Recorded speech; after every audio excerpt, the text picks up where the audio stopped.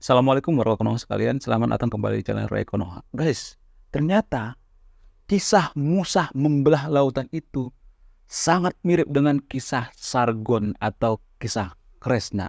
Hah? Kok mirip? Jadi kisahnya itu mirip banget gitu. Nah, yang jadi pertanyaan adalah siapa yang meniru? Apakah kisah Sargon itu diadaptasi ke kisah Musa atau kisah Krishna ini diadaptasi ke kisah Musa? Padahal kan yang paling duluan itu kan kisah Sargon ya. Jadi kisah Sargon ini adalah kisah dalam agama Mesopotamia. Sudah ada ribuan tahun sebelum agama Samawi atau kisah Nabi Musa ini ada. Nah, yang jadi pertanyaan, siapa yang meniru? Apakah kisah Musa ini ditiru dari kisah Sargon gitu? Apakah Sargon yang meniru ke kisah Musa ini? Siapa yang plagiat gitu? Apakah kisah Musa membelah lautan itu adalah kisah yang bohongan? Dalam kitab suci dikatakan bahwa Musa itu kan bisa membelah lautan itu dengan simsalabim, gitu, langsung lautan itu terbelah gitu, dan abakadabra langsung bisa lewat dari situ. Jadi di kitab suci kan ada kisah seperti itu ya, kisah yang heroik gitu, Musa gitu. Akan tetapi akhir-akhir ini setelah diteliti, ternyata Musa membelah lautan itu bisa dijelaskan secara sains gitu. Itu adalah fenomena alam gitu. Bagaimana kisah selanjutnya? Dan apakah kisah Musa ini bohongan gitu? Apakah ini plagiat gitu? Bagi sahabat yang nonton video ini yang dari kaum agamis ya, saya tetap menghargai kisah Nabi Musa dalam Alkitab ini. Saya tidak mengatakan bahwa kisah Nabi Musa dalam Alkitab ini adalah plagiat dan lain sebagainya. Saya tidak mengatakan seperti itu. Tapi kita akan membahas kisah Nabi Musa ini dari segi sains gitu, atau dari segi antropologi. Dalam kisah The Legend of Sargon of Akkad dikisahkan bahwa Sargon ini mirip seperti kisah Nabi Musa. Dia terapung-apung di sungai Efrat itu, dan ditemukan oleh tukang kebun dan dibesarkan di kota Sumeria. Dan kisah Musa juga seperti itu kan, ditemukan oleh Firaun ya. Bukan Firaun, istrinya Firaun gitu, di sebuah sungai, karena ada konspirasi yang mengatakan bahwa semua bayi yang ada di sini harus diseleksi gitu. Ya begitulah cerita konspirasinya gitu. Dan jadilah Musa terapung-apung di sungai Nil, dan sama kisahnya mirip banget gitu dengan kisah Sargon ini, hanya namanya yang diubah gitu. Dalam kisah Kresna juga seperti itu. Dalam keranjang buluh, Kresna itu terapung-apung di sungai gitu, dan diselamatkan oleh seseorang dan menjadi sangat heroik gitu, menjadi rakyat jelata dan menjadi terkenal gitu, seperti ceritanya Sargon dan cerita Kresna ini. Padahal kan cerita Kresna dan cerita Sargon ini ada jauh sebelum agama Samawi itu lahir gitu. 1000 tahun sebelum agama Samawi lahir, atau agama Kristen, agama Yahudi atau agama Islam itu lahir, sudah ada kisah-kisah Kresna atau kisah-kisah Sargon ini. Musa dan Kresna juga meninggalkan tanah kelahiran waktu kecil dan mengalahkan penguasa gitu. Jadi Musa itu kan kisahnya dikejar-kejar oleh pasukan berkuda oleh Firaun gitu. Namun ada beberapa hipotesis gitu, ada sekitar 3 hipotesa gitu. Apa sebenarnya yang terjadi saat itu? Apakah benar-benar Musa itu membelah lautan, atau itu hanya cuma dongeng semata gitu?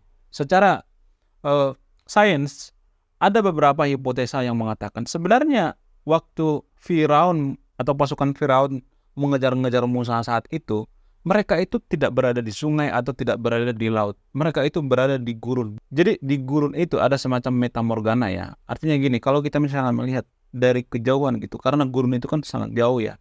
Jadi ada semacam, di ujung sana itu ada semacam lautan gitu. Jadi bentuknya itu mirip kita seperti yang di pinggir pantai gitu. Bentuknya itu ada seperti lautan. Namun yang jadi bantahan daripada hipotesa ini adalah pasukan Firaun itu kan tinggalnya di situ juga kan, di situ-situ juga gitu. Orang-orang situ juga, masa nggak tahu? Orang itu kan sering lewat gurun, masa nggak tahu? Masa tidak bisa membedakan mana metamorgana, mana sama lautan? Pasti bisa membedain dong. Dan ini dipatahkan gitu. Ternyata ada yang mengatakan hipotesa itu seperti mirip lautan yang di gurun itu dipatahkan. Hipotesa pertama ya. Ini hipotesa pertama. Hipotesa kedua misalnya, Ini mungkin yang paling masuk akal ya. Gini guys, sebenarnya kejadian itu bukan di Laut Merah tapi di Sungai Nil. Jadi Sungai Nil ini kan berhubungan dengan Gunung Santori di Yunani. Jadi waktu Gunung Santori ini meledak gitu, meletus gitu, seperti Gunung Krakatau lah kalau di Konoha ya. Ini kan kalau misalnya mau meledak itu kan dekat dekat sungai gitu. Ini membentuk semacam tsunami gitu. Jadi airnya diseret gitu beberapa jam gitu, diseret dan dihempaskan lagi gitu. Jadi ini sangat masuk akal karena dalam kitab suci itu kan ada semacam cobaan-cobaan di negara Mesir itu ya, seperti gelap gulita gitu, wabah dan lain sebagainya. Karena apa? Karena ditimbulkan oleh asap-asap vulkanik ini, Gunung Santori ini. Di Alkitab kan dikisahkan bahwa 3 hari itu kegelapan. Karena apa? Karena debu vulkanik ini menutupi daerah Mesir gitu. Jadi ini juga dikisahkan di Alkitab ya.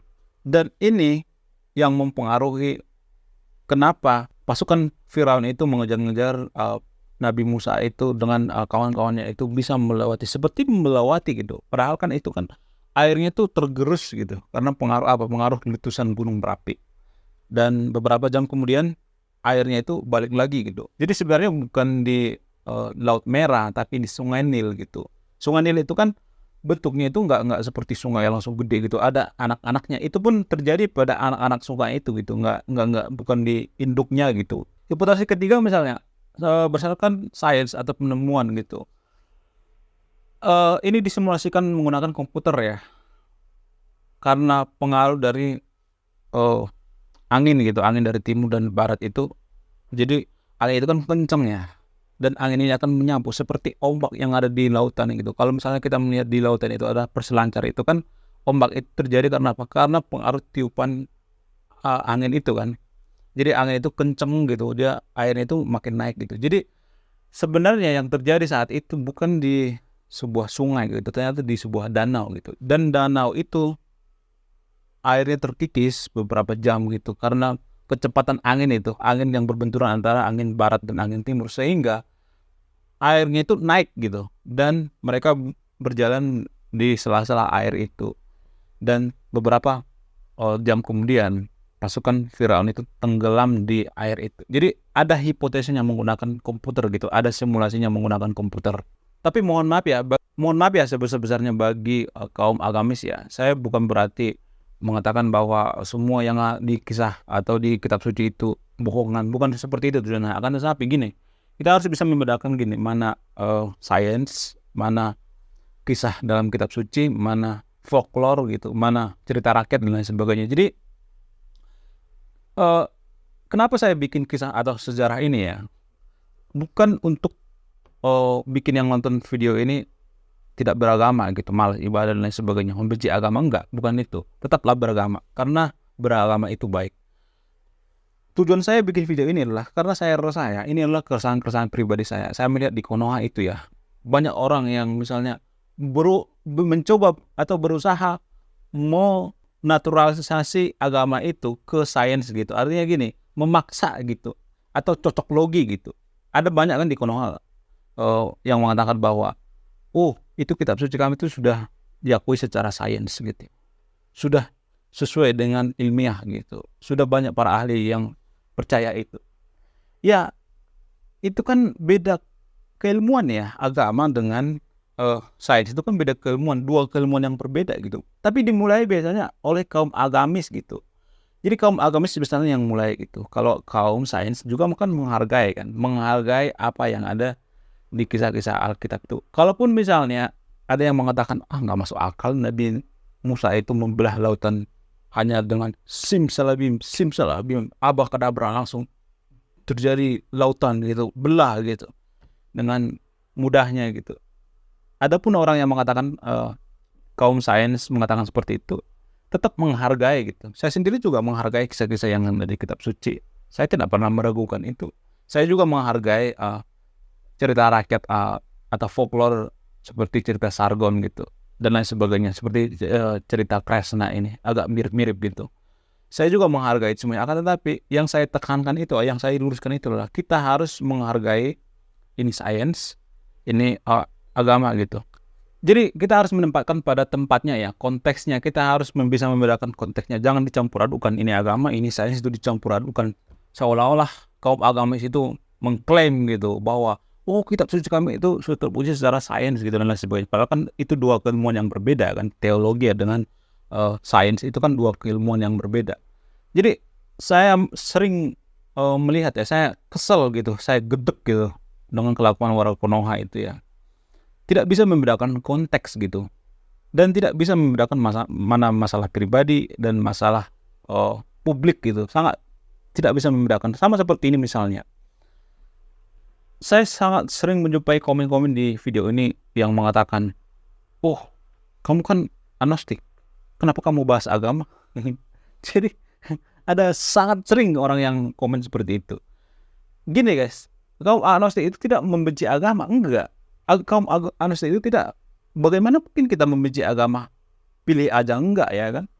Jadi gini guys, agnostik itu akan sama seperti dalam politik ya. Kita golput gitu. Misalnya ada 3 capres gitu, atau 3 calon gitu, ada 3 politisi gitu, misalnya diperlembakan gitu.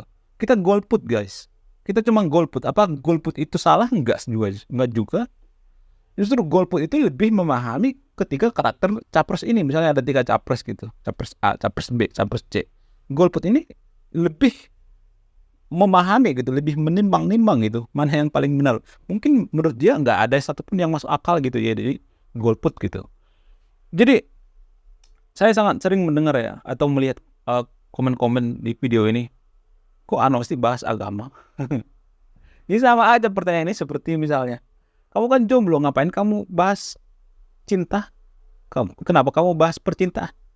Bukan berarti kita jomblo itu kita tidak bisa bahas percintaan gitu. Bukan berarti kita golput itu kita nggak bisa bahas politik kan. Itu kan hak kita kan, bebas kan.